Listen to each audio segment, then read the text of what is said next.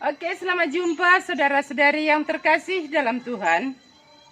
Berhubung hari ini kita merayakan Hari Panggilan pada tahun 2020 di tengah COVID Corona yang sedang mengancam ini. Kita yakin dan percaya Tuhan Sang Gembala kita tetap ada bersama kita. Perkenalkan, nama saya Suster Christina Sinaga OSF. Berasal dari Pulau Samosir Kepingan Surga, dari Paroki Santo Antonio Claret, Tomok. Saya tertarik menjadi suster OSF saat saya masih duduk di bangku SMP Budi Mulia Pangururan Samosir. Ketertarikan itu muncul saat saya menghadiri Pesta Kaul Kekal para bruder yang mengajar saya saat itu. Hati saya sangat tersentuh, sangat para bruder mengucapkan janji kaulnya dan pada saat mereka tiarap. Kesan itu begitu mengena pada diri saya dan saya berkata, kalau para bruder boleh, mengapa saya tidak bisa? Kata ini terngiang di telinga saya saat itu. Namun dalam perjalanannya, dalam proses pertumbuhan remaja hingga dewasa, panggilan itu hilang. Dan saya tidak begitu memperdulikannya kembali. Tetapi satu saat, panggilan itu begitu terngiang kembali. Sehingga saya menghadap pastor paroki saya, Pastor Penansus almarhum OFM Kap dari Keuskupan Agung Medan. Saat itu saya berada di paroki Santo Fidelis Parapat. Awalnya pastor ini menantang saya untuk menguji panggilan itu. Namun dalam arahan dan bimbingannya, saya meyakinkan diri bahwa saya merasakan panggilan itu dan saya mau mencoba dan mengikuti Tuhan. Kongregasi saat itu begitu banyak yang ku tahu. Karena saya sejak SMP, SMA selalu ada dalam naungan dan bimbingan pendidikan Katolik. SMP saya didampingi oleh para bruder Budi Mulia. SMA saya didampingi para suster KYM Bintang Timur di Pematang Siantar. Namun bagi saya itu tidak menjadi perlu. Yang perlu bagi saya saat itu, saya mau menjadi suster. Saya tidak mementingkan kongregasi mana atau tarekat mana.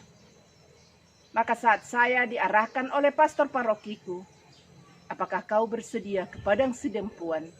Jawaban itu saya katakan, saya mau. Itulah awalnya saya mengenal OSF dan saya berangkat. Saya tiba di Padang Sidempuan dan saya diterima ramah oleh para suster dan itu saya rasakan sebagai dukungan. Panggilan sampai sekarang berjalan dengan baik dan saya tinggal di biara OSF. Saya profes pada tahun 1992 sampai saat ini saya masih berada di sini. Syukur kepada Tuhan Sang Gembala yang menuntun saya. Baik saudari-saudariku yang terkasih, siapa OSF itu? OSF adalah suster-suster kongregasi Santo Fransiskus dari Reutte, Sibolga. Reutte berpusat di Jerman dan kami di Indonesia sebagai cabangnya. Marilah bergabung bersama kami untuk mengabdi Allah dalam diri orang yang menderita. Ada di mana para suster OSF ini? Kami berada di Keuskupan Sibolga, di Keuskupan Agung Medan, di Keuskupan Agung Ende, di Keuskupan Agung Semarang, dan juga ada di Brasil dan juga di Jerman.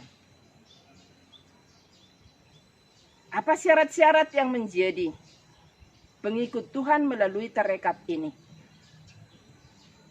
Tidak sulit saudara-saudari.